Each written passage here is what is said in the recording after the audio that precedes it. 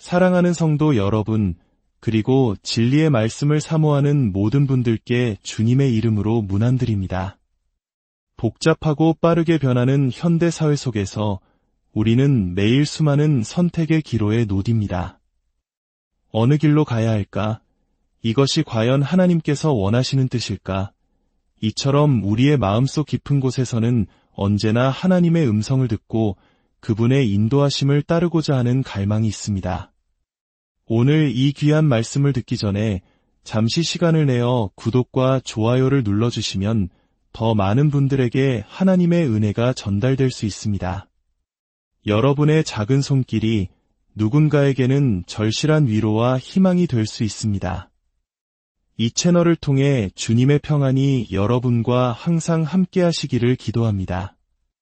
오늘 우리는 성경 요한복음 16장 13절 말씀을 중심으로 우리 삶의 가장 위대한 안내자이신 성령님에 대해 깊이 묵상하고자 합니다. 성경은 이렇게 말씀하십니다. 그러나 진리의 성령이 오시면 그가 너희를 모든 진리 가운데로 인도하시리니, 이 말씀 속에는 우리를 향한 하나님의 놀라운 약속이 담겨 있습니다. 성령님께서는 우리를 인도하신다고 하셨습니다. 그런데 여기서 우리는 성령님의 사역을 나타내는 세 가지 중요한 단어에 주목할 필요가 있습니다. 바로 인도하심, 지시하심, 그리고 안내하심입니다. 이 단어들은 비슷하게 들릴지 모르지만 그 안에는 미묘하지만 중요한 차이가 있습니다. 첫째, 성령님의 인도하심이란 우리가 가야 할 방향을 가리켜 보여주시는 것을 의미합니다. 마치 어두운 밤바다의 등대가 배가 나아갈 항구를 비추듯이 성령님은 우리 인생의 궁극적인 목적지를 보여주십니다. 여러분이 중요한 사업적 결정을 내려야 할 때, 혹은 지금 살고 있는 곳을 떠나 새로운 곳으로 이사를 가야 할 때, 또는 하나님을 위해 무언가 위대한 일을 시작하고 싶을 때 가장 먼저 필요한 것이 바로 인도하심입니다.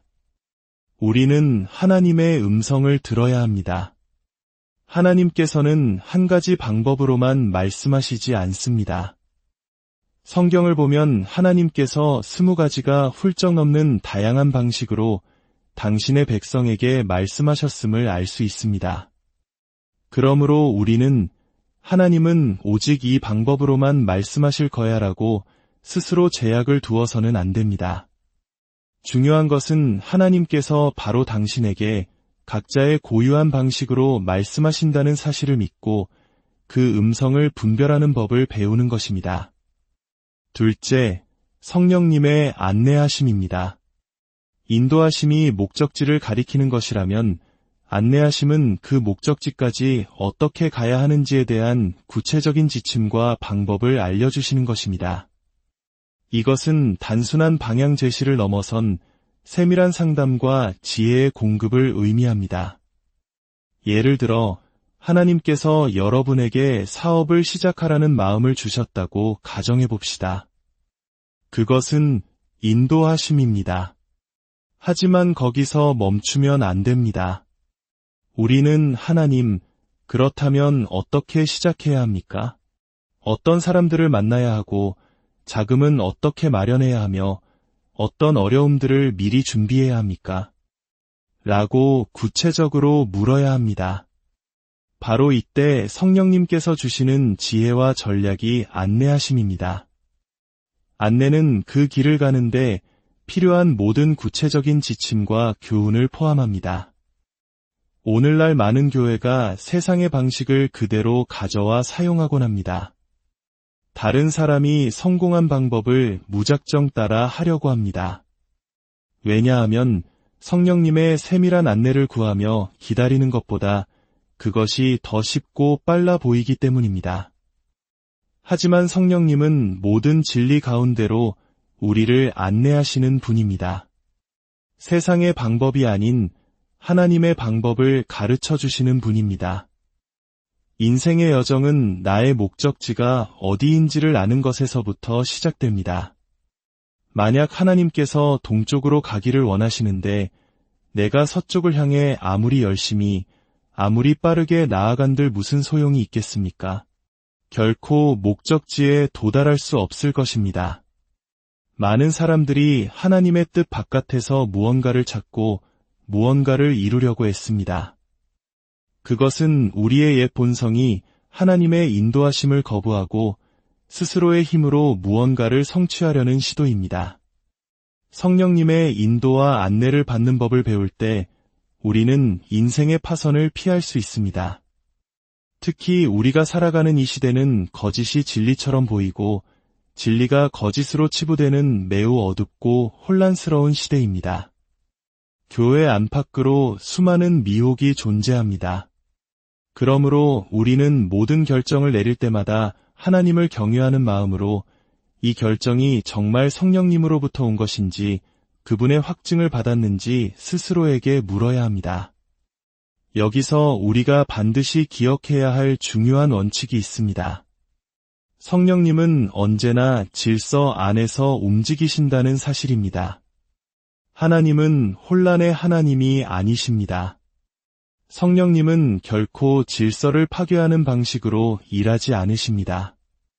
만약 누군가 하나님께서 나에게 이렇게 하라고 말씀하셨다고 주장하는데 그 내용이 하나님의 말씀인 성경과 위배되거나 하나님께서 세우신 영적 권위를 무시하는 것이라면 그것은 성령님의 음성이 아닐 가능성이 높습니다. 성령님은 영적 권위를 존중하십니다. 여러분이 어떤 중요한 결정을 내렸을 때 여러분의 영적 지도자인 목사님이나 혹은 여러분을 사랑하는 부모님께서 그 결정에 대해 동일한 평안과 확신을 얻었습니까? 성령님은 한 사람에게만 일방적으로 말씀하시고 다른 사람에게는 침묵하시는 분이 아닙니다. 왜냐하면 우리 모두 안에 동일한 성령님께서 거하시기 때문입니다. 질서 안에 머무는 것은 곧 영적 권위 아래 순종하는 것을 의미합니다. 요한복음 16장 13절 하반절은 이렇게 이어집니다. 그가 스스로 말하지 않고 오직 들은 것을 말하며 장래 일을 너희에게 알리시리라. 성령님은 스스로의 권위로 말씀하지 않으십니다. 오직 성부 하나님께로부터 들은 것을 우리에게 전달하십니다. 성령님은 계시자이십니다. 성부 하나님은 모든 계획의 시작이시며 성자 예수님은 그 계획을 삶으로 보여주신 분이며 성령님은 그 깊은 비밀을 우리에게 깨닫게 하시는 계시의 영이십니다. 그렇기에 성령님의 인도하심은 결코 하나님의 말씀인 성경을 거스르지 않습니다. 그분은 항상 우리를 진리 가운데로 인도하십니다.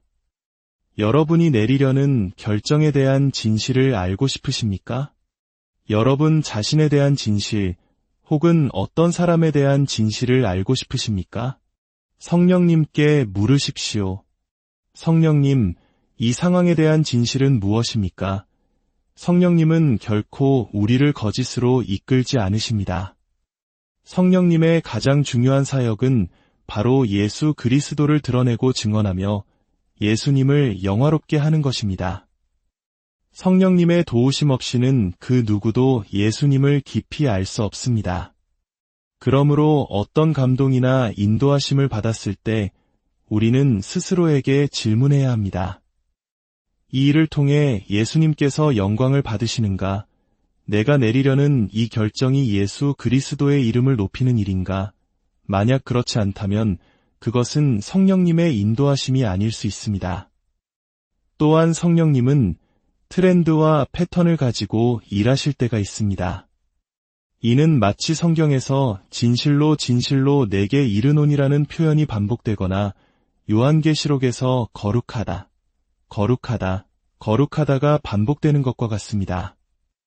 주기도문 역시 우리가 어떻게 기도해야 하는지에 대한 하나님의 패턴을 보여줍니다. 때로 성령님은 어떤 생각이나 감동을 우리 마음에 심어주시고 그것이 계속해서 떠나지 않게 하십니다.